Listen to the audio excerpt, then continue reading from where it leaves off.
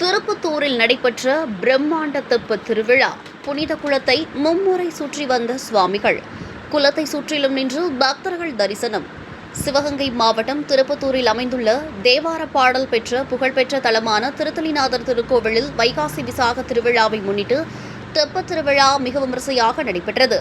ஆண்டுதோறும் வைகாசி பெரும் திருவிழா 10 நாட்கள் சிறப்பாக நடைபெறுவது வழக்கம். அதேபோன்று இந்த ஆண்டு இவ்விழா கடந்த 21ஆம் தேதி கொடியேற்றத்துடன் தொடங்கியது.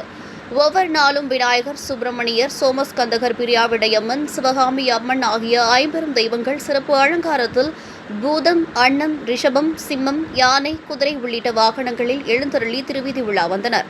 கடந்த 25ஆம் தேதி 5ஆம் நாள் திருநாளன்று திருத்தலிநாதருக்கும் சிவகாமி அம்பாளுக்கும் திருக்கல்யாண வைபவம் நடைபெற்றது. தொடர்ந்து 29ஆம் தேதி 9ஆம் நாள் விழாவில் திருத்தேரோட்டமும் நடைபெற்றது. முதல் தேரில் விநாயகரும், நடுத்தேரில் பிரியாவிடையுடன் திருத்தலிநாதரும், 3வது தேரில் சிவகாமி அம்மனும் எழுந்தருளினர். இதில் திரளான பக்தர்கள் கலந்து கொண்டு வடத்தை பிடித்து இழுத்து சாமி தரிசனம் செய்தனர். இந்நிலையில் 10ஆம் நாளான நேற்று இரவு கோவில் சீதலி குளத்தில் தெப்ப உற்சவம் நடைபெற்றது.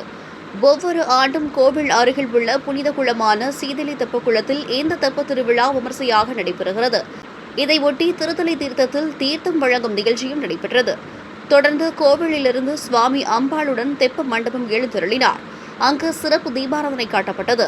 பின்னர் வண்ண வண்ண மின் விளக்குகளால் அலங்கரிக்கப்பட்ட தெப்பத்தில் சுவாமியும் சிவகாமி அம்பாளும் எழுந்தருளினர். வான வேடிக்கை முழங்க தெப்பம் சீதலி குளத்தை மும்முறை வலம் வந்தது. இதில் திரளான பக்தர்கள் கலந்து கொண்டு சாமி தரிசனம் செய்தனர். மேலும் பெண்கள் தெப்பக்குளத்தின் சுவரில் தீபம் ஏற்றி வழிபாடும் செய்தனர். நிகழ்ச்சி ஏற்பாடுகளை கார்காத்த வெள்ளாளர் உறவின் முறையினர் செய்திருந்தனர்.